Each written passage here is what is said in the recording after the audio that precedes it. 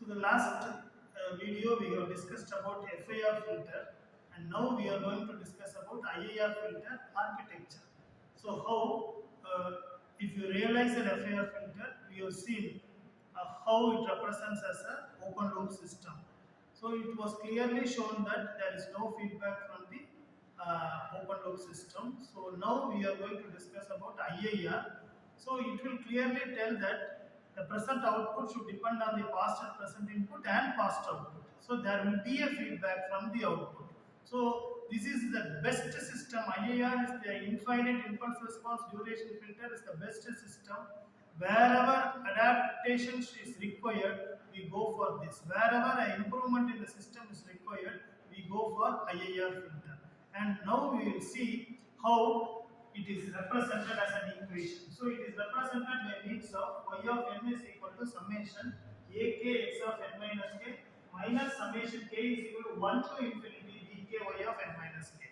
This is the equation for IIR filter. And how it is defined, the present output depends on the past and present input and past output. That is why it is represented k is equal to 1. If it is 0, then it will become the present output. So here the present output only depends. So it depends only on the past output. So this system present output depends on the past and present input and past output. So if you expand this equation, you can clearly see that a0 x of n plus a1 x of n minus 1 plus a2 x of n minus 2 and so on minus b1 y of n minus 1 plus b2 y of n minus 2 and so on. So here the present output depends on past and present input. Present input, past inputs and past outputs. That is why it is called closed loop system. In general, there are only two types of systems widely used for real-time applications or industrial applications. One is open loop, another one is closed loop.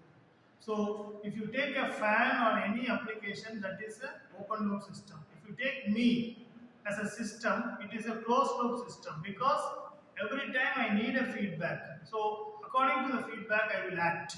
So, and my stability may change every time. So today I will be on different structure, tomorrow I will be different, and day after tomorrow I will be different. Depends on the feedback. So this is called a closed loop system.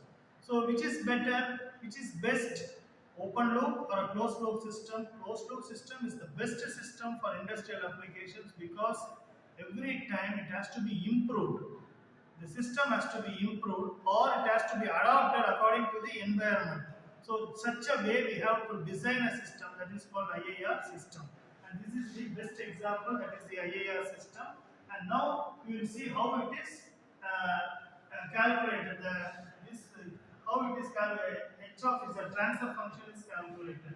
So just take z transform on both sides, you will get a0 x of z plus a1 x of z power minus 1, a2 x of z power minus 2 and so on, minus b1 y of z power minus 1 plus b2 y of z power minus 2 etc.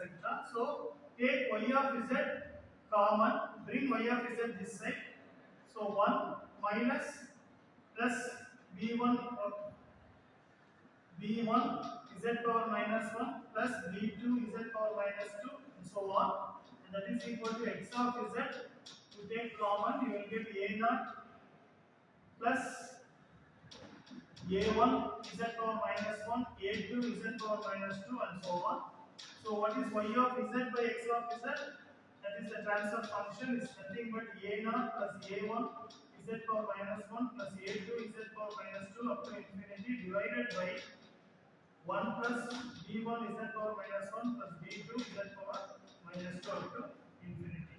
So h of y of z by x of z is nothing but h of z. This is the transfer function of the system. This is the way we calculate. Transfer function is the system response which is used to check the stability of the system. So here h of z is equal to a0 plus a1 z power minus 1 etc. divided by 1 plus b1 z power minus 1 plus b2 z power minus 2 etc. So this can be also represented as a structure. The structure picture is here the input is x of n, then output is y of n. So input is equal to output is equal to input x of n multiplied by a naught plus multiplied by a naught plus then again it is divided by one time multiplied by a1 and again it is divided by one time multiplied by a2 etc. up to infinity times. Again this is y of n is divided by one time multiplied by b1 minus b1 plus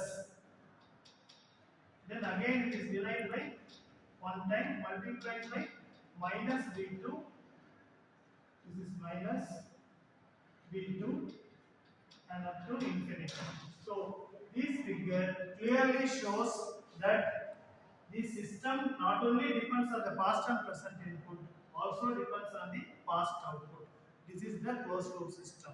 So we should know how to differentiate between a open loop system and a closed loop system. Only if you know the difference between an open loop and closed loop, you can apply for industrial applications. Thank you.